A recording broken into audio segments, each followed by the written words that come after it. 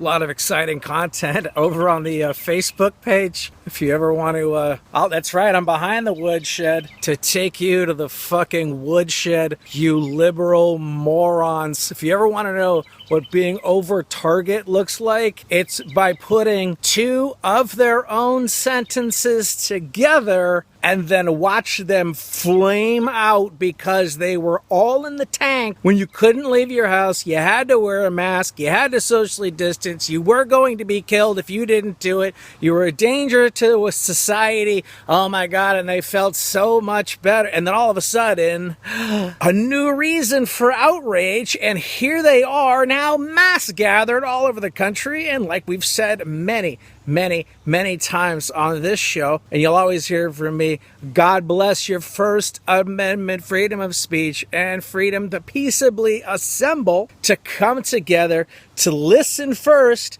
share ideas second, and then work together to peacefully grow a country even greater than it was before. Simple. It's so simple. And so from that point, all right, again, when all of this went haywire and you could not figure out what the hell was... Fuck yeah, I'm wearing a Terrorizer shirt. Terrorizing these lib nerds with one meme at a time. One meme. It is information warfare, 4D warfare. And we're winning. When CNN lies blatantly and you don't call them out, then that's ours to use.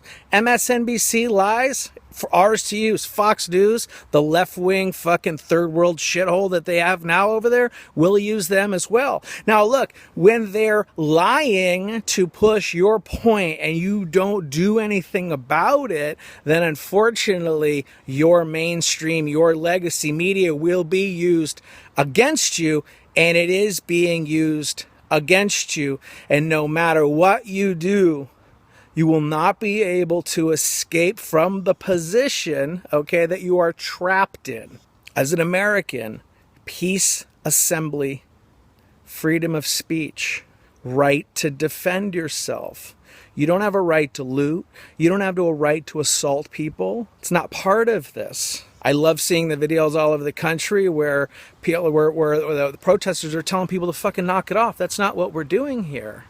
And then all of a sudden, it vilifies Antifa.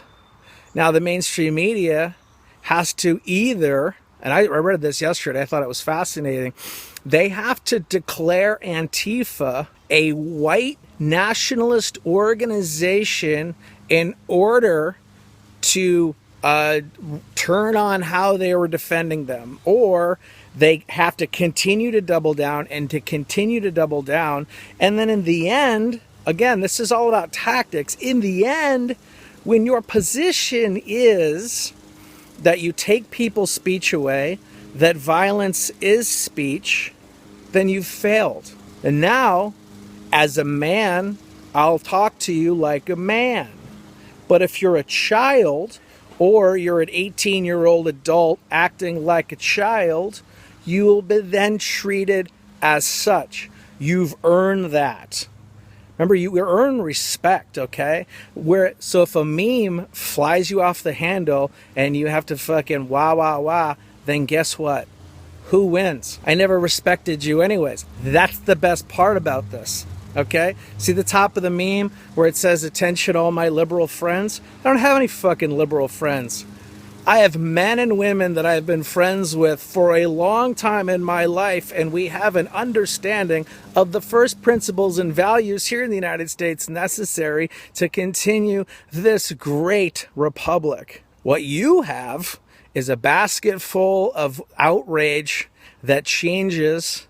Remember your outrage from Russia? Was your outrage for impeachment? Was your outrage from COVID? Was your outrage for thinking that rioting and violence is good? Those of us here in the United States that when all of this went crazy, we stood fast and said, well, this seems odd. Seems like the flag's important. Seems like the people who say that the flag is not important hate this country. That should be noted. The people who want to take your speech away, I also don't like this country. People who refuse to allow you to go to church or believe in a God or think that they can use religion to trash you or Donald Trump, they weren't going to like you anyways. So you know all this. And you see them for what it is. You see the tactic for what it is. And so now what's left are children using violence, and it can't win, it can't sustain itself, and it's not about growth. They want to, of course, the approach is to bring in the military, to vilify the military, and then hope that is enough to steal the election. What's being done is we're saying, go ahead, blue checks.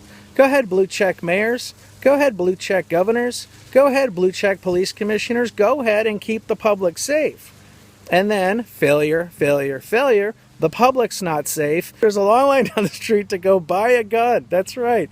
Those of you, again, the COVID, the rioters, the Russia gators, and the impeachment people now who are also, oh my God, we must disarm, blah, blah, blah. Well, you're fucked. Now you don't have a disarmament. You don't have that in your argument anymore. You don't have COVID in your argument anymore, and you don't have the high ground of what it is to really succeed, which is peaceful civil disobedience, which was taught to us by Martin Luther King Jr., and then pushed further forward by the leaders we're seeing all over this country who are working together to bring people together to come up with reasonable and responsible change so that we can all continue as a republic for the safety and the liberty and the justice for all, which exposes this insurgency, which exposes the infiltration where the infiltrators in their infiltration have outed themselves by demonizing the people that they seek to infiltrate.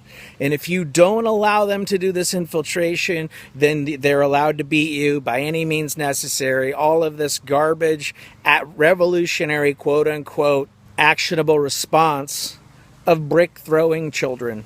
And so that's the long and the short of this. This is a 4-year operation to gather all of the data, to gather all of the intel. So what they have to do now is they're looking for allies. What they have done is they went through and they connected with Antifa accounts across every level of social media. Not all of them were real.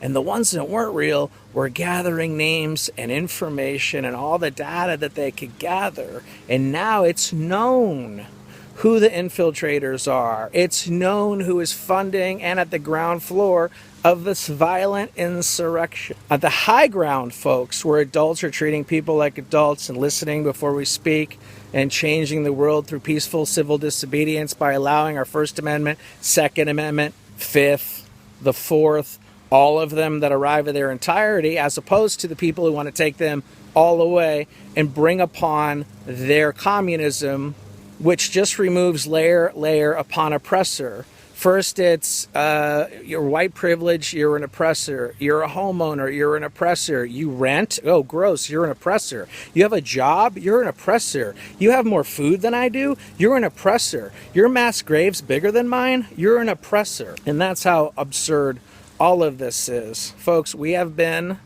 and this is the best part about this, we've been infiltrated as a country.